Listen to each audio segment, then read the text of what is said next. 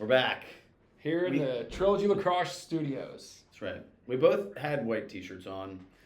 Didn't look great. Looked like early Halloween ghost costumes. Didn't look. So I'm the only one that kept it on. I look like a sail right now, given the lighting. But we will move on, Mitch. It's not about us. No, this is all about 2024 PLL Championship. You were there. What did you see? So Brett Dobson. Incredible all-time kind of performance in terms of championship, and I think the 2-game run, giving up 9 goals in 2 games. His save percentage, I think he was 17 saves, north of 65%, close to 70%. So you start putting that in historical context, and it's right up there in terms of all-time goalie performances and then defensive performances. So pretty remarkable stuff, and no huge surprise here. The defense was coached by Tony Resch. How many championships is that for Tony? I kind of lost track. Dozen? You think it's a dozen? It's between playing and coaching. He's got to be close. It's up there. Yeah. They flashed a stat where it was here are all the back-to-back champs, and it was Tony Resch was involved in 3 of the 4, programs that went back-to-back, which is just kind of insane to even contemplate.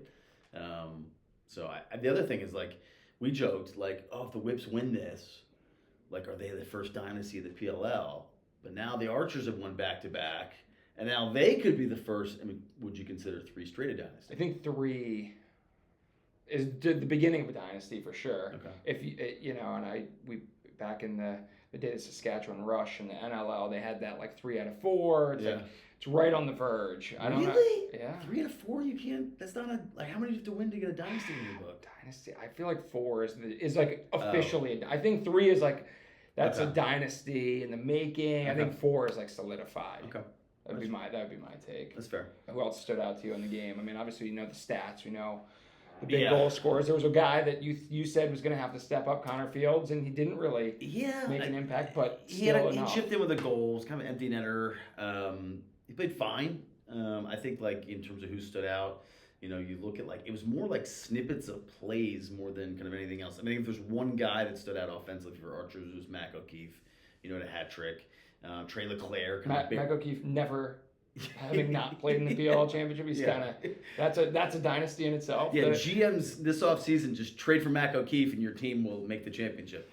So I think he stood out. Leclerc stood out with 2 goals. Ament was 1-1. I think the play of the game was probably the Mason Woodward hustle play.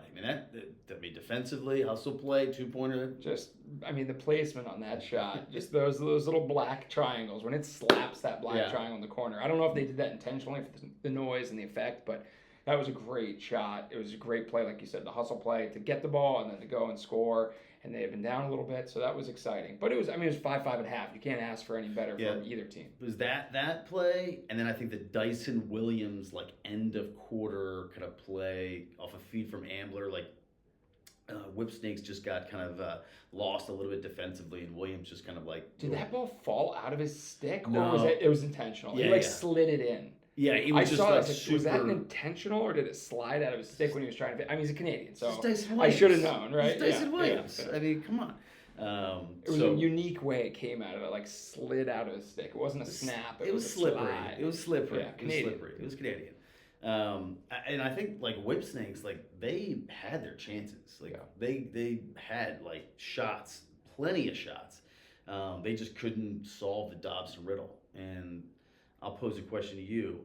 Try to rewind in your brain 10 years ago. Would you ever imagine that a Canadian goalie, right? A Canadian goalie would be the best in the world? Look at the goalies now. You got him, you got Dylan Ward, You've got Blaze, who's American, but for all intents and purposes, he plays box as an offensive player. There's so much Canadian flavor to the goalie position. I think a lot of credit goes back to probably Chris Sanderson, kind of raising a lot of those goalies. A lot of them came through that Orangeville program. I would not have. And even I was going to say to 10 years ago that the best goalie, even that's crazy to me. Well, in the NLL, you talk about how important the goaltending position is and how much it makes.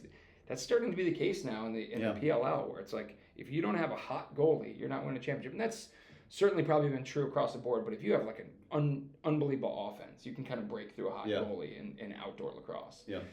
But it seems like now, like these goalies are just, I'm blown away at how well they predict where the ball's going, move their bodies, and are able to make the saves. It's just amazing. Entenmann with that kind of game-saving save he made at the end of the semis, just like you're like, oh, that's a goal. Wow, never mind, that's a save. And just jumping on the goalie play. Also, like Krebs played great. Right, yeah.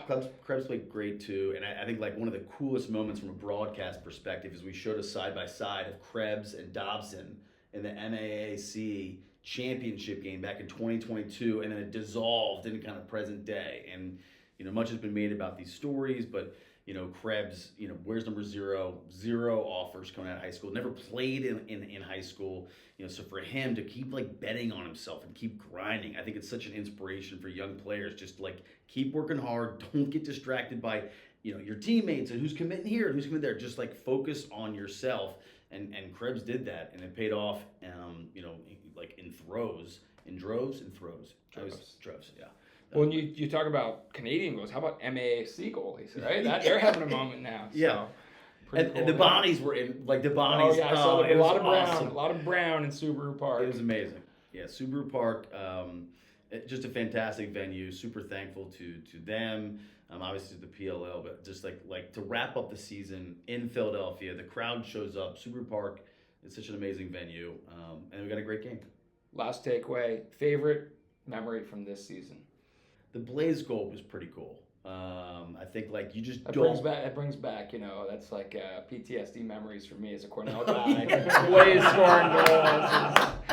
Give me a little shudder, but I do love to see it for Blaze's sake. That makes it even sweeter that I wasn't even trying. Yeah, I wasn't even trying to. But I think in terms of individual plays, because I got to call that, and that was part of the Baltimore weekend where there was the Hall of Fame, and so Kyle Sweeney was inducted, right? So super special. And then I think like obviously individually, Jeff Teat just shattering the record. I think was obviously just so special just to see that incredible performance. And then I think in terms of macro theme, like this rookie class that we thought was gonna be like a rookie class for the ages, like lived up to it, and then even more. Yeah. And it's so rare that a narrative that we build up media wise, right, is oh wait, it actually met and exceeded our expectations. So those would be my 3 major takeaways. Awesome. Well, great season, Rye. Thanks. Good. Now you can hand the baton off to me. I'll be calling the World Lacrosse Box Championships coming up starting actually Friday. I'll be up in Utica, New York, so that'll be exciting. And then we shift gears to the box season. So never stops here in the Trilogy offices. That's right.